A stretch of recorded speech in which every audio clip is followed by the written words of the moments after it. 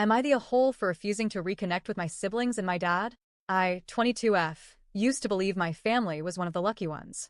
Growing up, it felt like we had the kind of warmth and closeness people dreamed of.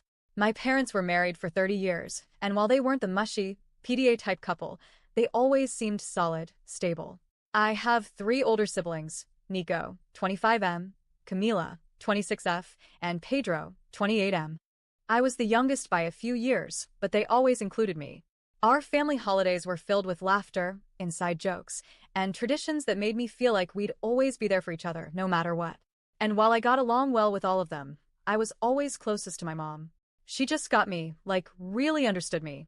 She was soft-spoken but strong, endlessly kind but never naive.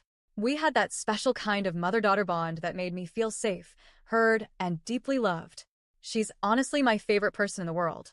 2 years ago, that entire foundation, the illusion of stability and loyalty, shattered. It was my mom's birthday weekend.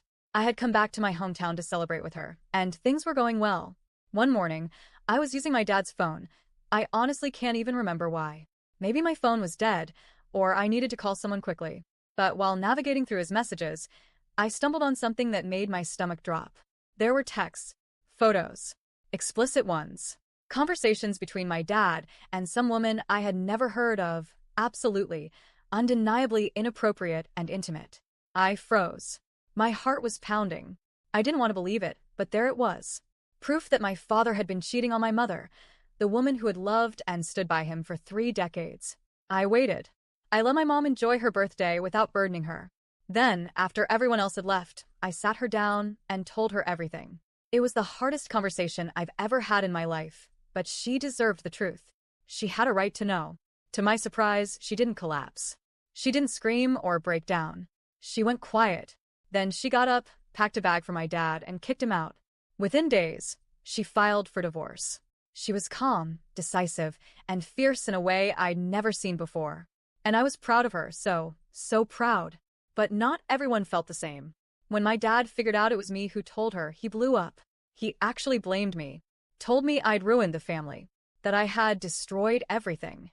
I remember shaking in rage, telling him that he destroyed everything, that he was the one who blew up 30 years of trust because he couldn't keep it in his pants. I told him if he thought I would let my mom live her life being lied to and disrespected, he was delusional. But what really broke me was when my siblings turned on me too. Nico, Camila, and Pedro all sided with him. They said I shouldn't have gotten involved. That it wasn't my place. That after 30 years of marriage, it was bound to happen, and I should have just kept my mouth shut. Can you imagine hearing that from the people who once called you their little star? Who watched me grow up and used to protect me from every heartbreak? They said I was wrong for protecting our mother, for telling her the truth. They said I chose her over him, like it was some kind of popularity contest. I was stunned, hurt beyond words. But I didn't fight back. I just shut down. I blocked them all. Changed my social media privacy settings. I even started using my mother's maiden name. I didn't want to be associated with people who saw betrayal and chose to justify it. In the time since, my mom and I have become closer than ever. She's even dating now, a kind man around her age who treats her with the respect and patience she deserves. They've been talking about marriage. She seems happy, truly happy, and I love seeing that for her. She did go low contact with my siblings too. They kept pressuring her to forgive my dad, to give him another chance. But she was done, and honestly, so was I.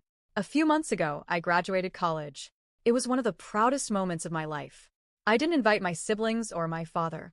I didn't even tell them. Only my boyfriend, my friends, and my mother were there.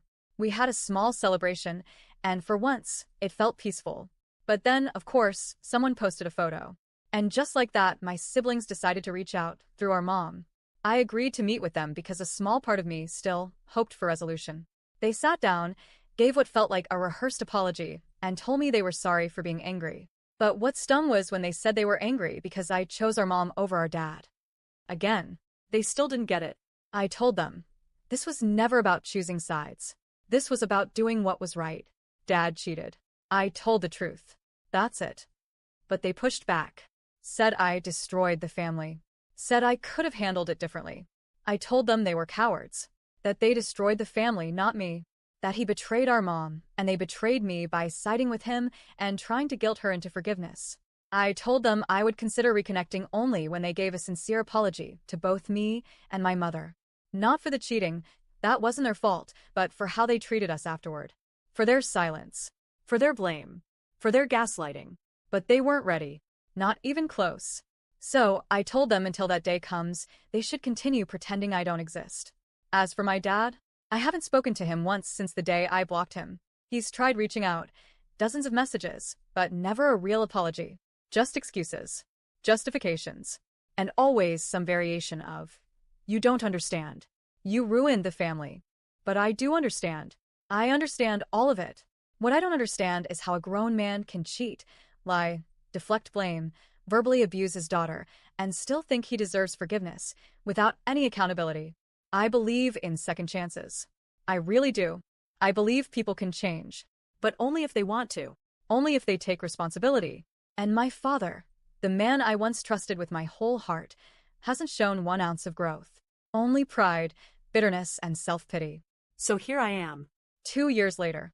Still hurting, still missing the siblings I once loved, but also refusing to compromise my self-respect for people who never own their wrongs. Do I wish things were different? Of course. Do I still love them? In some way, yes. But right now, the pain is stronger than the love. And until they change, I'm not opening that door again. So, am I the a-hole?